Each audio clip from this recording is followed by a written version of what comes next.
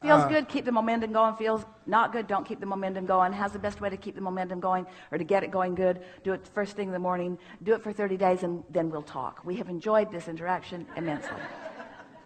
Have any of you been doing it for a while? Are you noticing the difference in the momentum in your experience? Relationships are evolving into things that are more pleasing, aren't they? Your relationship with everything is shifting, isn't it? Yes. Because I noticed there are certain areas where momentum is moving forward and I see it and feel it more than others. So. Well, momentum is moving on everything that you're focused upon. Momentum is moving on everything that you're focused upon.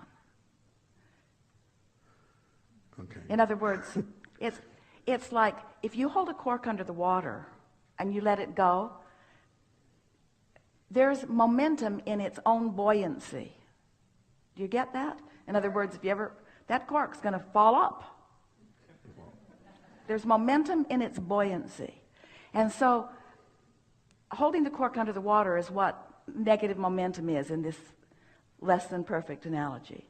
But when you stop doing that thing you're doing that is holding the cork under the water and you let go of it, it's going to move up. And there is going to be a certain amount of momentum in it, you see. So we know, we called this the science of deliberate creation until we saw you going, ooh, got to control my thoughts. Cancel, suck that thought back. And then we explained there is no sucking it back. There's just not spewing it forward anymore. In other words, it's like imagine yourself moving through this clear space and this red inky mist is spewing out of you with every negative thought. And suddenly, well, not suddenly, gradually, eventually, occasionally, you don't spew it. And so it dissipates. But if you keep spewing it, then there's always red inky mist in front of you. But if you stop spewing it, then there isn't. And so it's a progressive thing. You just get better and better at it. Can I ask one other little? Yeah. And this is a 10-second thing. In terms of, he's warning us that he's going to start a momentum.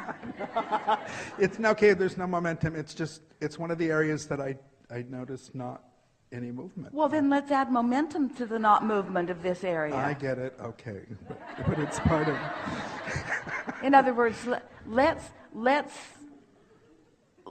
not. I get it. You be selective sifters and think about the things that you want to add momentum to. Do you get it that whatever you're focused upon, you are adding momentum to?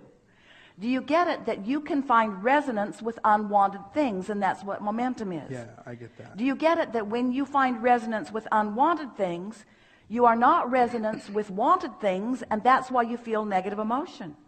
Isn't it lovely to have a guidance system that's letting you know incrementally what you're doing so that you can just start fresh today, do your best. Esther said to us, Abraham, I refuse to accept that I have to wait clear until tomorrow to get positive momentum going again.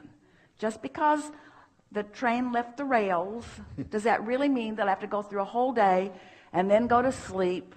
We said, you could meditate. Meditate is helpful because when you meditate, you quiet your mind. That stops momentum. Or you could find something that's always easy for you to feel good about and focus on that. You could pet your cat or your dog.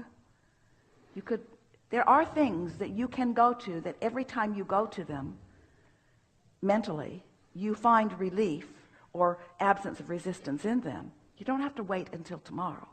We're just suggesting that if you do it every morning, and then as you do it, then you become more aware of when you're doing it and when you're not doing it.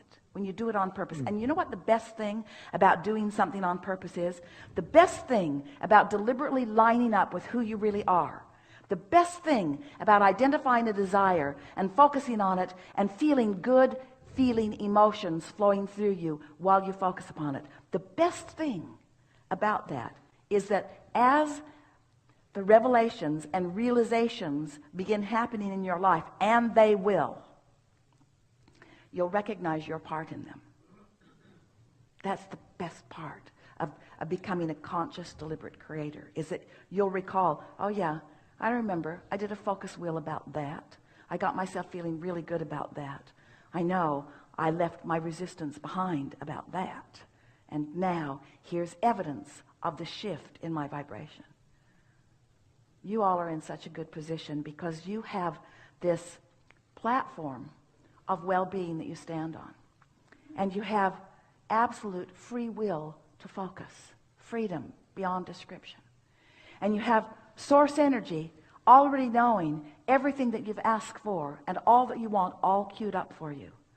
And you have an emotional guidance system within you to let you know in every moment how you're doing. And you have this keen awareness that gets to recognize all the motion that you are making. In other words, talk about a creative experience.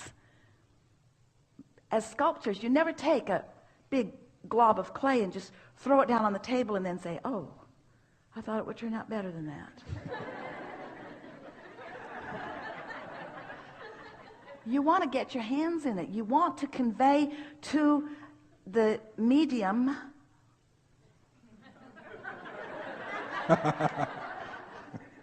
your idea of how you would like it to look.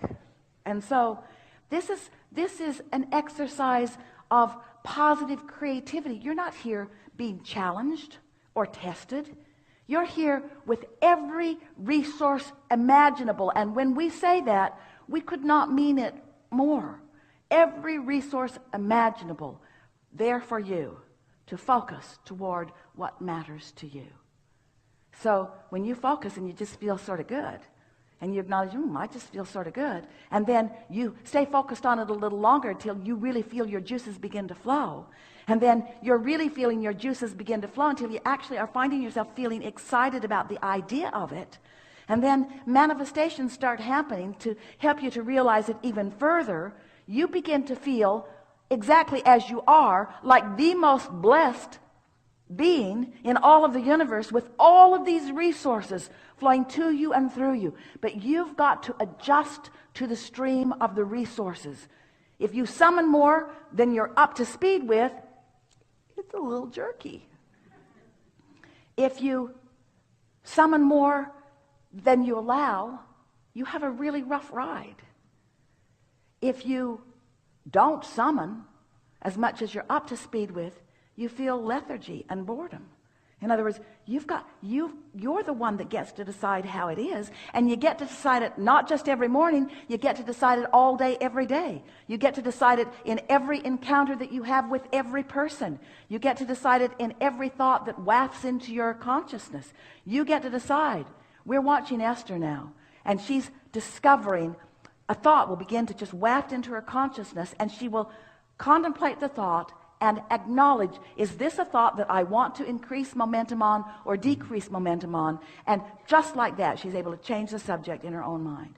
This is a new understanding. This is law of attraction at its most advanced understanding, you see.